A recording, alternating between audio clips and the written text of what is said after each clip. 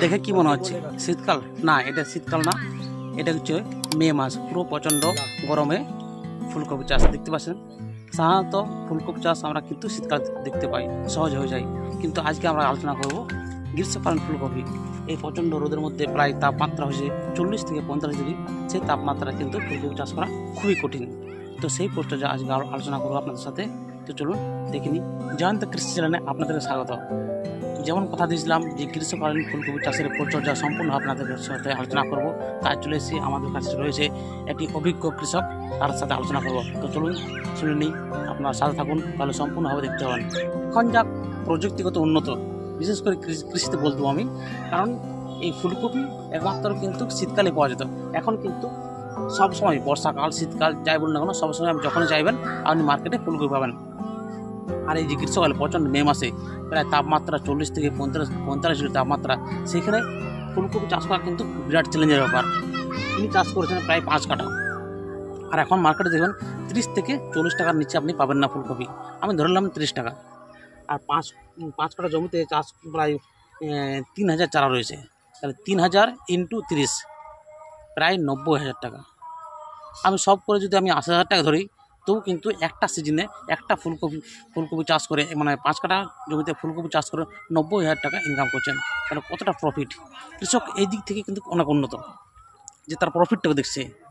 শীতকালে তো অনেকে ফুলকপি চাষ করেন প্রচুর, তার মার্কেটে থাকে শীতকালে 10 টাকা 20 টাকা, কিন্তু এখন পাচ্ছেন 40 থেকে 30 টাকার মধ্যে।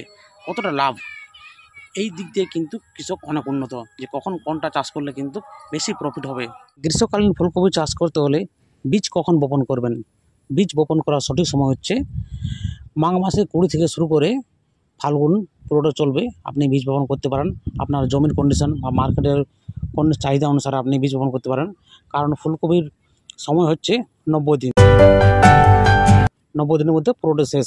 তো 20 থেকে 22 দিন থাকবে বীজ তলায়। তারপর আপনি মূল জমিতে ট্রান্সফার করবেন।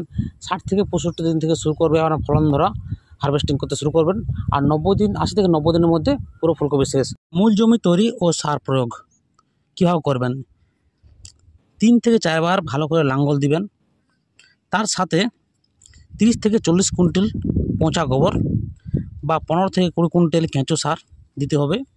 তার সাথে ইউরিয়া 20 থেকে 25 KG, single super phosphate 85 KG, muriate of potash 10 থেকে 15 কেজি। আপনি যদি সিঙ্গেল সুপার ফসফেট না দিতে চান, সেক্ষেত্রে আপনি ডিএপি দেবেন 30 কেজি আর ইউরিয়া দেবেন 10 কেজি। এরপর চাপান সার হিসেবে আপনাকে 20 থেকে 25 দিনের মাথায় একবার, 40 থেকে 45 দিনের মাথায় একবার বিঘা প্রতি 10 কেজি ইউরিয়া ও 5 কেজি মিউরেট অফ পটাশ দিতে হবে। তাছাড়া আপনি মাটি তৈরির সময় জিঙ্ক সালফেট 3.5 কেজি দিতে পারেন, আর বোরেক্স দিতে পারেন 1.5 কেজি। তাছাড়া অ্যামোনিয়াম মলিবডেট দিতে পারেন 75 গ্রাম। সব মিশিয়ে আপনি মাটি তৈরি করলেন। কোনোভাবে এখন রেডি হয় না, এটা রেডি হতে কোনো মোটামুটি আপনার 15 দিন টাইম আছে। তার মধ্যে আপনাকে প্রায় বোরন সপ্তাহে একবার করে স্প্রে করতে হবে, কেন কি ফুলটা আপনার সাদা থাকবে। কত ডোজ বোরনের? ওই 2 গ্রাম প্রতি লিটারে। আচ্ছা আচ্ছা। ওর সাথে আর অন্য অনুখাদ্যে আপনি কিছু আর দিবেন না, তার মধ্যে আপনি ওই কীটনাশক ব্যবহার করবেন। আপনি কোনো ইমিডিয়েট করলেও ফির কোনো মানে কীটনাশক, মানে যেমন লেদা পোকার জন্য হয়। হ্যাঁ, গ্রীষ্মকালে তো ফুলকপিতে প্রচুর পরিমাণে পোকা আক্রমণ হয়, লেদা পোকা আর সাদা মাছি লাগে, দুটাই হয়। দুটাই আপনি কোনো ইনসেকটিসাইড, কোনো কোম্পানি, সিনজেন্টা কোম্পানি আছে, আলিকা, আপনার কিল বলে আছে একটা, এগুলো চলে। বারাজাইড আছে। আচ্ছা আচ্ছা। অ্যাডমার কোম্পানি আছে, আর জুডিবলও আছে, দুটাই আছে। দেখুন তো কত ভালো লাগছে এই গরমের মধ্যে ফুলকপি দেখতে পাচ্ছি। সেদিন মার্কেটে কিন্তু আমি গেছিলাম, রেট কিন্তু প্রচণ্ড, বলছে 40 টাকার নিচে দেবই না। আমি অনেক কিছু বলে 30 টাকায় নিলাম। এই সময়ে ফুলকপি দেখতে পাচ্ছি, এটাই ভালো লাগছে, খেতেও কিন্তু টেস্ট লাগছে। অসময়ে ফুলকপি, এই ফুলকপি জাতটা কিন্তু আরেকটা ভালো দিক আছে, ভালো গুণ আছে। এই যে দেখছেন গাছের নিচটা দেখুন, মাটি থেকে প্রায় 2 ইঞ্চি উপরে। এটা কী হয়, পাতালা কিন্তু মাটিতে ঠেকায় না। তাহলে কী হবে, এই যে গরমের মধ্যে যে গ্যাস হয়ে যায়, সেই গ্যাসটা কিন্তু হবে না। গরম প্রচণ্ড তাপমাত্রাতে গ্যাস হয়ে যায়, সেই গ্যাসটা হবে না।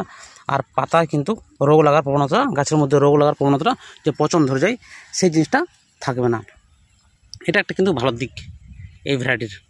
তো এই ছিল গ্রীষ্মকালীন ফুলকপি পরিচর্যা। সেরকম কোনো চাপের বা আলাদা বিশেষ করে আলাদা কিছু করতে হবে সেরকম কোনো ব্যাপার নেই। শীতকালে যেভাবে আমরা চাষ করি সেভাবে চাষ করবেন। সেই মাটি, সেই ধরনের সার গোবর যা লাগে তাই দেবেন। শুধু মাথায় রাখবেন একটু জলসেচটা বেশি করে দেবেন। কারণটা কি, জল শূন্য যেন না হয়, তাতে কী হবে, গাছের গ্রোথটা কমে যাবে।